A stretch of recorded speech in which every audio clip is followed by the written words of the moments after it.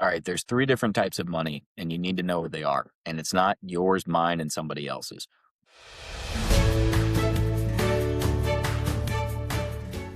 What it is pre-tax money. This is money like your IRA, your 401k, your pension. This is money you've never paid taxes on, and you're going to have to pay taxes on it at some point when it comes out of the account. The second option is going to be some tax money. This is money you've already paid taxes on. Think about money sitting in your checking account, your savings account, your joint account, a trust account. You've already paid taxes, but there are some capital gains. I did a whole separate video where I talked about capital gains and how you have to configure it in, how there's long-term and short-term capital gains and how it can affect other things. So that's that second bucket of money. We're all familiar with that to a degree. At least I hope you're familiar with your checking account. The third option is no tax money. That's my favorite bucket.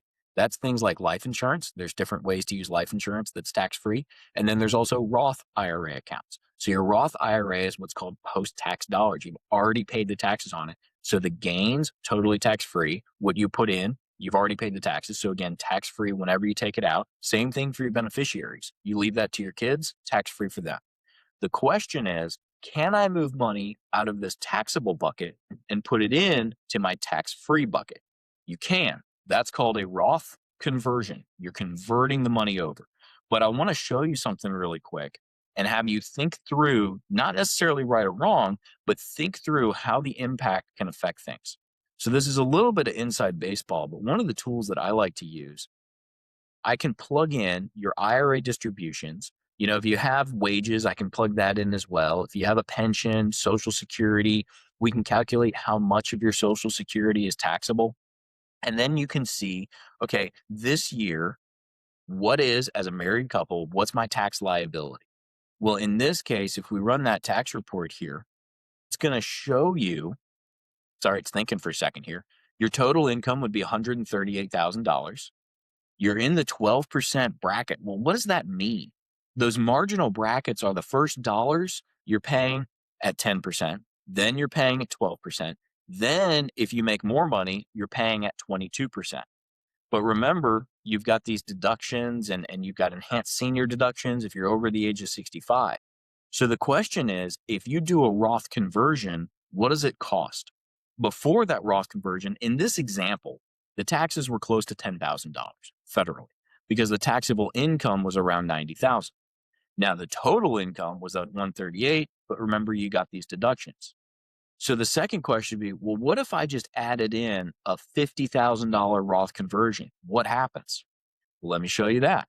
In this case, when you do that $50,000 Roth conversion, all of a sudden the total income goes up to $188,000.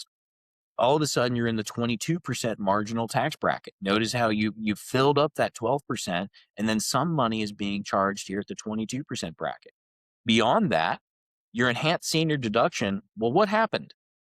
You don't have a $12,000 senior deduction anymore. It's gone down to $7,000 because your income busted through the limits and all of a sudden they're reducing that senior deduction.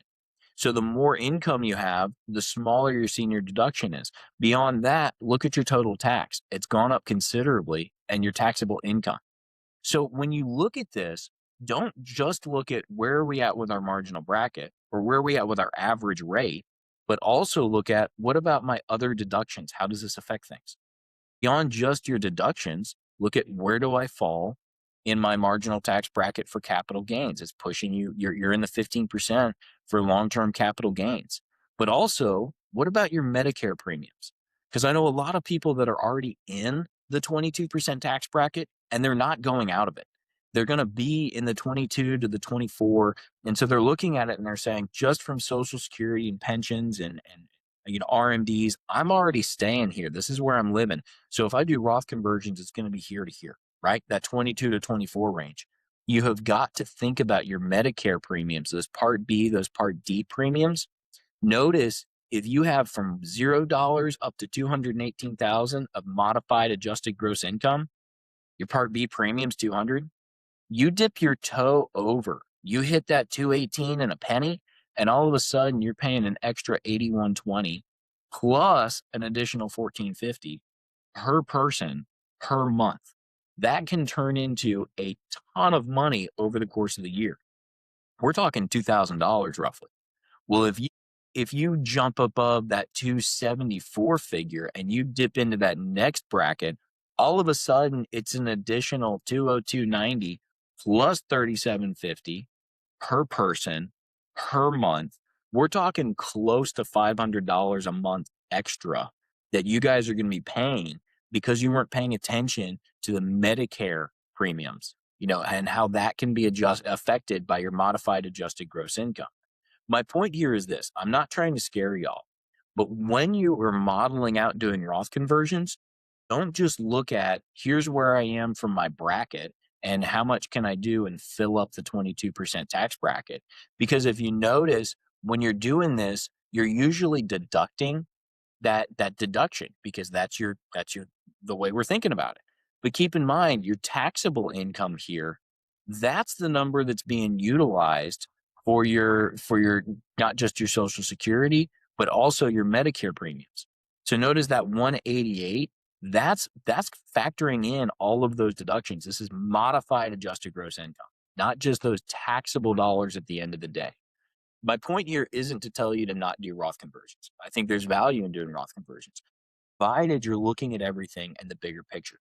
Another thing you can keep in mind is, where am I paying the taxes for those Roth conversions? A lot of people, when they move it over, they just withhold the taxes. They say, hey, it's coming out of the IRA. I'm moving it into the Roth. I'm just going to withhold those taxes. That's a viable strategy. A lot of people want to do that. But think about this.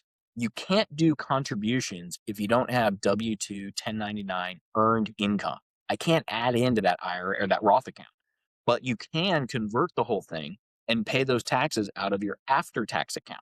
So how you pay the taxes, where they come from, how much you do, there's a lot of factors that come into play. So please don't just go out and do a Roth conversion without running the numbers. But also, when you run those numbers, there's two ways to look at it. One way is short term. What is this going to do to my tax return next year? What is this going to do to my Medicare premiums in a couple of years? The other version is longer term.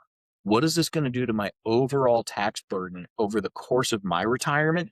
And then also my kids, what you're leaving from a legacy standpoint or what you're leaving to your spouse. There's more than one factor you have to consider. So before you do or do not do a Roth conversion, I would tell you to focus on what's important to you, what matters to you in your life. What are the results that we need? What are we trying to accomplish? And that will help you back into, should we be doing Roth conversions? And if so, how much and the right way to do it? I hope this has been helpful and interesting. I love this kind of stuff. I try to distill it down, but I also don't want you getting so lost in the weeds you can't see the bigger picture.